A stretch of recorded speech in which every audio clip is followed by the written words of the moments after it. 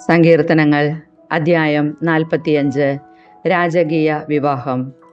എൻ്റെ ഹൃദയത്തിൽ ഉദാത്തമായ ആശയം തുടിച്ചു നിൽക്കുന്നു. ഈ ഗീതം ഞാൻ രാജാവിന് സമർപ്പിക്കുന്നു. തയ്യാറായിരിക്കുന്ന എഴുത്തുകാരൻ്റെ തൂലികയ്ക്ക് തുല്യമാണ് എൻ്റെ നാവ്. നീ മനുഷ്യമക്കളിൽ ഏറ്റവും സുന്ദരൻ. നിന്റെ അധരങ്ങളിൽ വചനോവിലാസം തുളുമ്പുന്നു. ദൈവം നിന്നെ എന്നേക്കുമായി അനുഗ്രഹിച്ചിരിക്കുന്നു. വീരപുരുഷ, മഹത്വത്തിൻ്റെയും തേജസ്സിൻ്റെയും വാൾ അരയിൽ ധരിക്കുക. സത്യത്തിനും നീതിയുടെ സംരക്ഷണത്തിനും വേണ്ടി പ്രതാപത്തോടെ വിജയത്തിലേക്ക് മുന്നേറുക.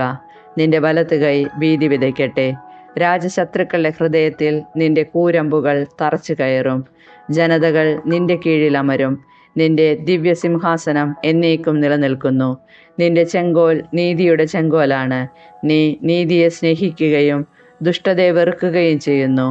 ആകയാൽ നിന്റെ ദൈവം നിന്നെ മറ്റുള്ളവരിൽ നിന്നുയർത്തി ആനന്ദത്തിൻ്റെ തൈലം കൊണ്ട് അഭിഷേകം ചെയ്തു. നിന്റെ അങ്കി നറും പശയും ചന്ദനവും ലവംഗവും കൊണ്ട് സുരഭിലമാക്കിയിരിക്കുന്നു. ദന്തനിർമ്മിതമായ കൊട്ടാരങ്ങളിൽ നിന്ന് തന്ത്രീനാദം നിന്നെ ആനന്ദിപ്പിക്കുന്നു. നിന്റെ അന്തപുര വനിതകളിൽ രാജകുമാരിമാരുണ്ട്. നിന്റെ വലതുവശത്ത് ഓഫീസ് സ്വർണമണിഞ്ഞ രാജ്ഞി നിൽക്കുന്നു. മകളെ കേൾക്കുക, ചെവി ചായ്ച്ച് ശ്രദ്ധിക്കുക. നിന്റെ ജനത്തെയും പിതൃഭവനത്തെയും മറക്കുക. അപ്പോൾ രാജാവ് നിന്റെ സൗന്ദര്യത്തിൽ ആകൃഷ്ടനാകും. അവൻ നിന്റെ നാഥനാണ്, അവനെ വണങ്ങുക. ടയർ നിവാസികൾ നിന്റെ പ്രീതി കാംക്ഷിച്ച് ഉപഹാരങ്ങൾ അർപ്പിക്കും.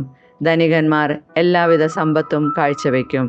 രാജകുമാരി സ്വർണ്ണക്കസവുടവയാട ചാർത്തി അന്തപുരത്തിലിരിക്കുന്നു. വർണ്ണശബളമായ അങ്കിയണിയിച്ച് അവളെ രാജസന്നിധിയിലേക്ക് ആനയിക്കുന്നു. കന്യകമാരായ തോഴിമാർ അവൾക്ക് അകമ്പടി സേവിക്കുന്നു. ആഹ്ലാദഭരിതരായി അവർ രാജകൊട്ടാരത്തിൽ പ്രവേശിക്കുന്നു. നിന്റെ പുത്രന്മാർ പിതാക്കന്മാരുടെ സ്ഥാനത്ത് അവരോധിക്കപ്പെടും. ഭൂമിയിലെങ്ങും നീ അവരെ അധിപതികളായി വാഴിക്കും. തലമുറ തോറും നിന്റെ നാമം കീർത്തിക്കപ്പെടാൻ ഞാൻ ഇടയാക്കും. ജനതകൾ നിന്നെ എന്നേക്കും പ്രകീർത്തിക്കും.